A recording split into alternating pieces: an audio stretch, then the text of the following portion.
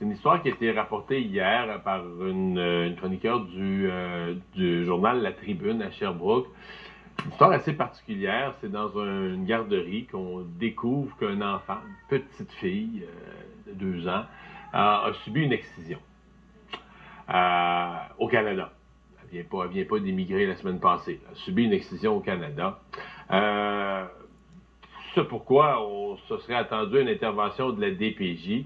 Et ce que la chronique rapporte, c'est que la DPJ a dit « Ouf, culturel, religieux, c'est peut-être trop délicat pour s'embarquer là-dedans, pour toucher à ça. » Maître Valérie Assouline, avocate en droit de la famille, est avec nous. Maître Assouline, bonjour. Bonjour. Ça vous dit quoi, ce cas-là? Est-ce que la DPJ a joué son rôle ou a manqué à son devoir? Bien, c'est un acte criminel, l'excision au Canada. C'est reconnu dans notre code criminel. C'est une forme de voie de fait grave et que la DPJ décide de ne pas intervenir, j'ai des enjeux avec ça. Et j'espère que M. Carman va faire une enquête là-dessus. Mais vous comprenez quand même ce qu'on dit, le trop délicat, là, c'est dans l'air du temps, que c'est une autre religion, une autre culture, il faut être inclusif, au point de contrevenir à notre propre code criminel?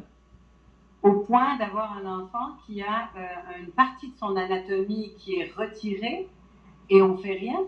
Donc, c'est vraiment préoccupant et c'est quasi criminel, hein, parce qu'on est au courant d'un acte criminel et on laisse cet enfant dans le milieu, on n'intervient même pas.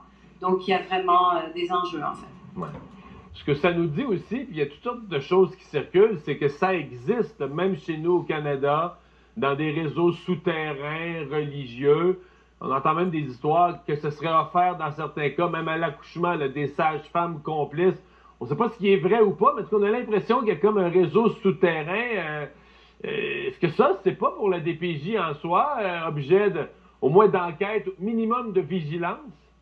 Mais absolument, sauf que là, encore une fois, la DPJ est interpellée et n'agit pas, est interpellée alors qu'il y a une voie de fait grave, où on enlève une partie de l'anatomie d'un enfant et n'agit pas. Donc oui, il faut vraiment baliser à travers le Québec des pratiques. Et la pratique, c'est que l'excision est illégale et que la DPJ est obligée d'intervenir et même elle doit intervenir lorsqu'elle a des doutes que l'excision va se faire.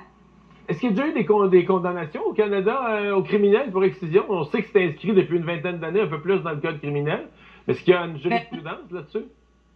Je suis convaincue que l'excision, écoutez, c'est dans le code criminel, donc je suis assez persuadée qu'il y a des jurisprudences à ce sujet-là. Mais dans le cas il faut que quelqu'un dénonce, évidemment, là.